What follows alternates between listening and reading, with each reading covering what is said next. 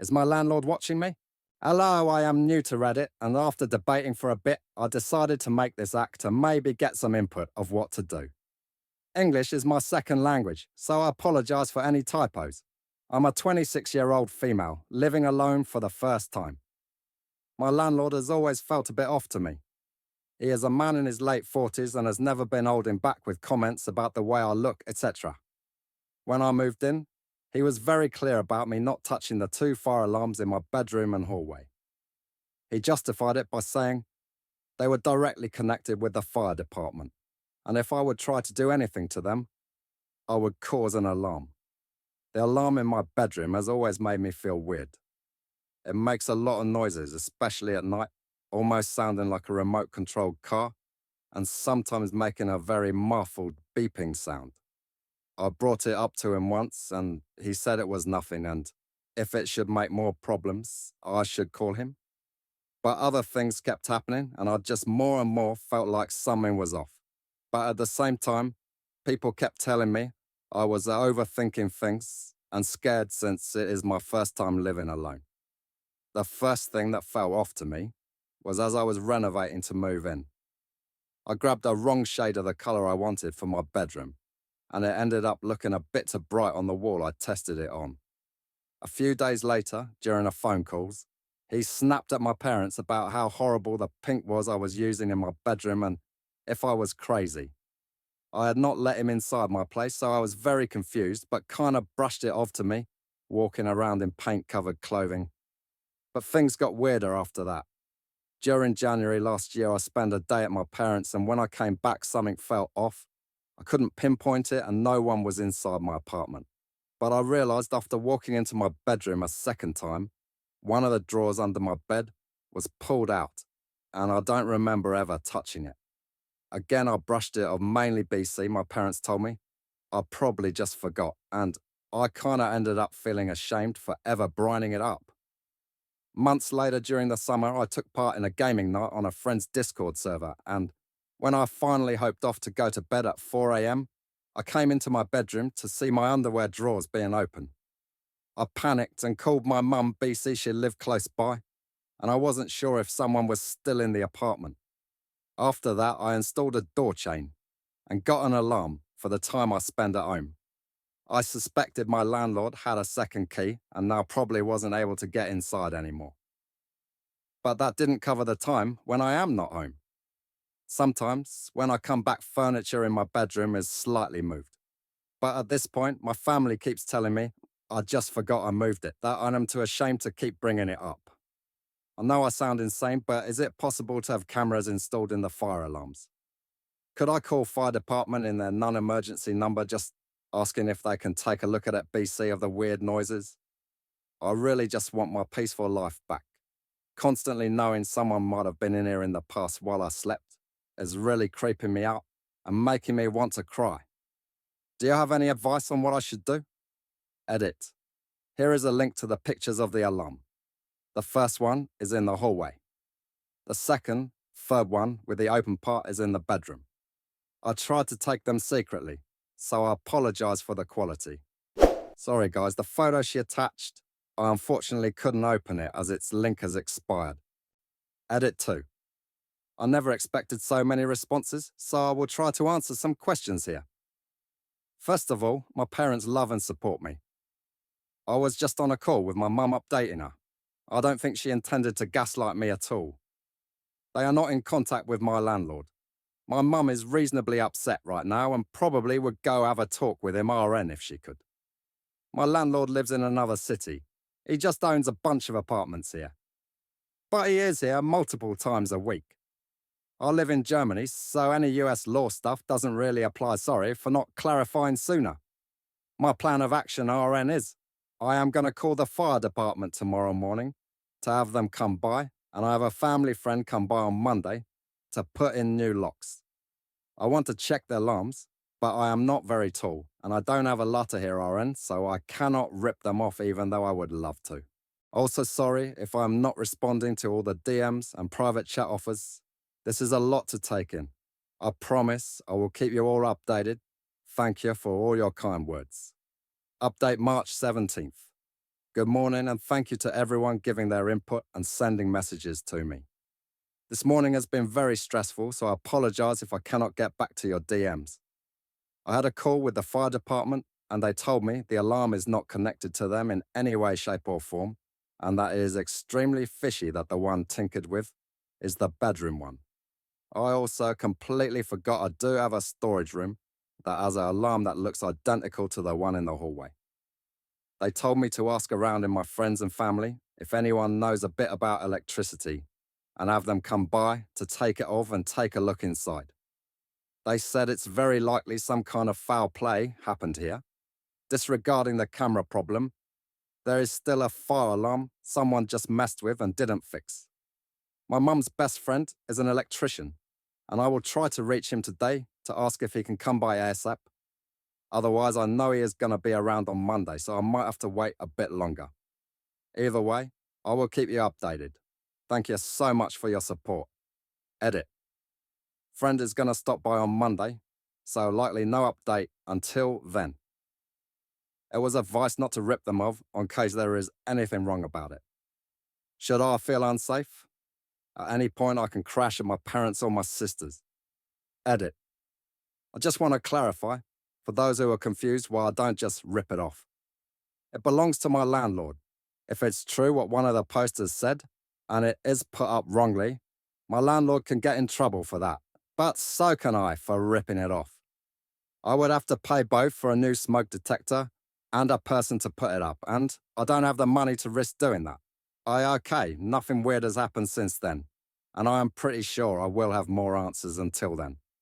The only other thing that I am already doing anyway was that a neighbour and I were talking, and while the topic of safety came up, she just said you should change your locks, without really knowing anything that happened to me here, which is not an odd thing to say, but just very specific. Update 23rd of March. Sorry for not updating instantly. Today was very stressful. While as far as I know BC of my mum's friend, my smoke detector is okay right now, but there is other stuff that came up. I don't know and can't say more about what is going on our end. I'm not well known about what I would be able to say, but I'd rather not risk it since there is an ongoing police investigation. All in all, I have made choices to keep my safety ensured for now. Sorry for not being able to give some of you the closure they might want to hear. Maybe one day I might be able to share the full story of what happened. Until then, to all of you, thank you so much. You helped me gain the confidence to have things looked at and to make my safety my priority. I hope things are going to be good for all of you in these crazy times. Again, thank you. I wish you all the best. Personally, as I think that she was really watched by the owner, because not just so he told her not to touch the fire alarms. Especially in her things someone went through, this is also direct evidence that someone went to her apartment. And the second key, I think the owner had the keys. Someone has been standing in front of my house and staring at my bedroom window for the last few nights. The other night, I looked out of my window and I noticed that there was someone standing in the street in front of my house staring directly at me. I closed the blinds and shrugged it off, assuming that they were just passing by. But a few minutes later, I looked again and they were still there. I told my dad about it, but when he went to see what they needed, they weren't there anymore. Normally, I would just forget about it and move on with life, but it happened again the next night, and last night too. But each time my dad goes to see who it is, they're gone. He says it's probably just some kid your age messing around. But from what I've seen of him, I think it's a grown man. It's creeping me the frick out. What should I do? And so yes, I read a couple of comments, and really I would in such a situation. I would definitely not ignore the problem. First, try to install a surveillance camera, even if it's just a phone taking pictures through the window. Then you'll have proof. I've heard that people can get schizophrenia and see things. Sorry, I didn't mean to insult you, but I would try it if I were you. And second, ask an adult or a friend to sit with you at night and see if this person shows up again. Third, if he comes back, be sure to report him to the police. Even if you think it's not serious, it's better to be safe. And most importantly, don't go out to him or try to talk to him. These situations can be dangerous. My friend hasn't been seen in months. and I'm suspicious that his girlfriend might be impersonating him. This is one of my closest childhood friends, who I haven't seen in about 6 months, due to his general inability to respond to any form of communication.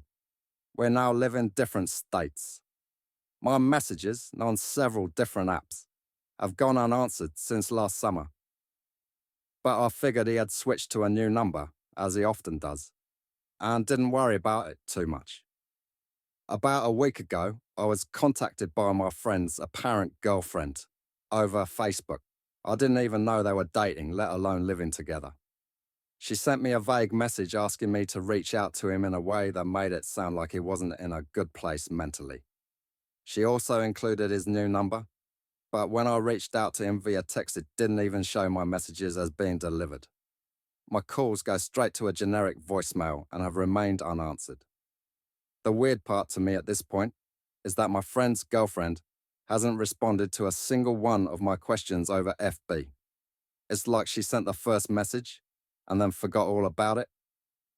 I talked to my friend's older sister, who said that she spoke to the girlfriend recently and was told that her brother isn't reaching out to anyone because he's lost his job and is very depressed, feels like a failure and fears rejection.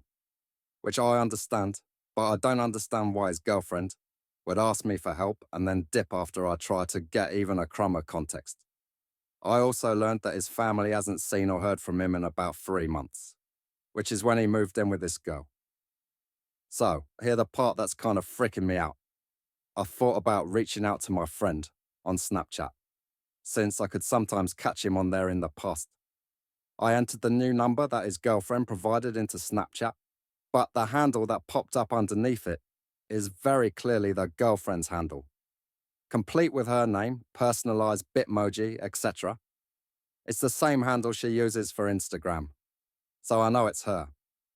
In my sleuthing, I also found a review that this woman left at my friend's former workplace. It's mildly unhinged. It accuses one of the female employees of being touchy-feely and sexually aggressive towards male employees. I don't know if my friend was fired or laid off or what, and I could see someone potentially leaving a negative review as vengeance if their boyfriend had been fired.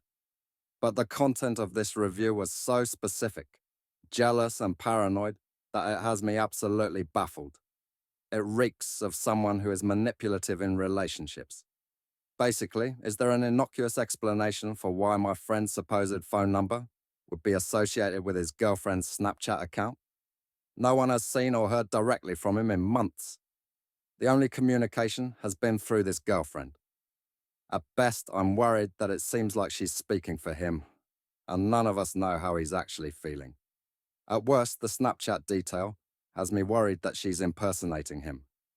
I don't know why she would do that, but there are too many fishy details that aren't adding up. I don't want to call a wellness check if my friend is just depressed and antisocial, but this situation is seriously weird. Update number 1. Thank you all so much for your input. It's been agonizing trying to make the right decisions here, and I really appreciate all of your consideration. I obtained my friend's mailing address from a family member. Incidentally, one of our close mutual friends just moved back to our hometown last week, and he told me he would try to swing by the address tonight and see if he could get proof of life for my friend. If he doesn't make it or can't find our friend, I'll call a wellness check first thing tomorrow. Stay tuned. Update number 2. Sorry for the delay. I had to take a personal day to deal with all of this yesterday and was swamped at work this morning.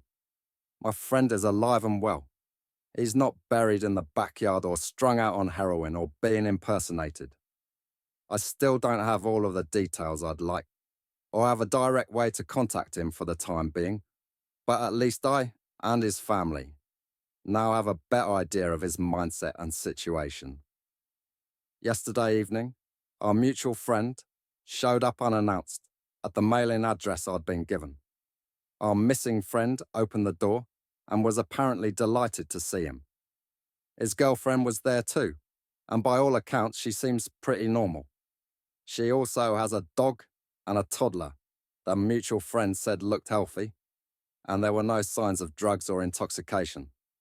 The phone number was in fact the girlfriend's, I guess he was just too absent-minded or depressed or whatever to read what I'd been sending. He seemed genuinely surprised to hear that a bunch of us were extremely worried about him, and told our mutual friend that he was lining up a retail job and planned to get a phone and start reaching back out to people as soon as he could afford to do so. I'm not sure whether he actually will, but that's out of my hands. I'm still worried that his mental health isn't quite as sunny as he's letting on. Even if you're aloof as hell, it seems like withdrawing from friends and family for months is pretty drastic. But I can't really do anything else from where I am at this point. Once he's back on the grid, I hope he resumes contact. But I don't think this is something I can worry about as much going forward. Every time he drops off the face of the earth, he turns up totally fine. That's just the way he is.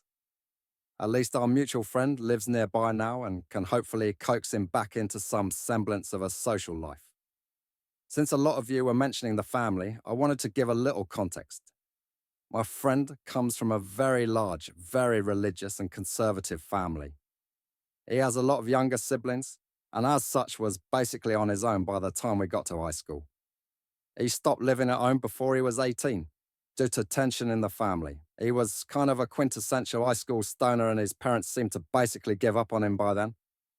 They're also no longer located in our hometown, so I guess they're used to not having contact with my friend for long stretches of time.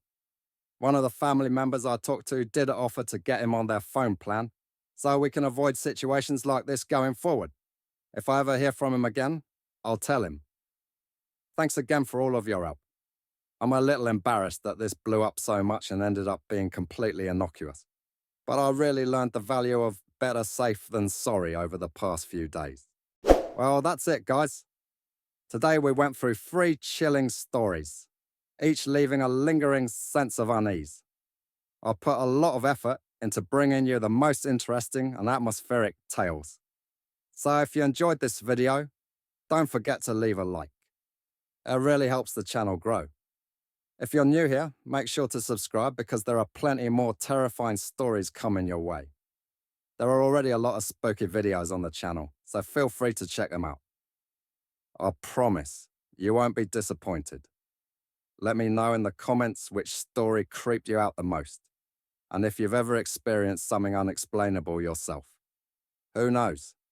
Your story might even be featured in a future video. Thanks for watching, and I'll see you in the next one. Stay safe. And remember, the darkness may hide more than you think.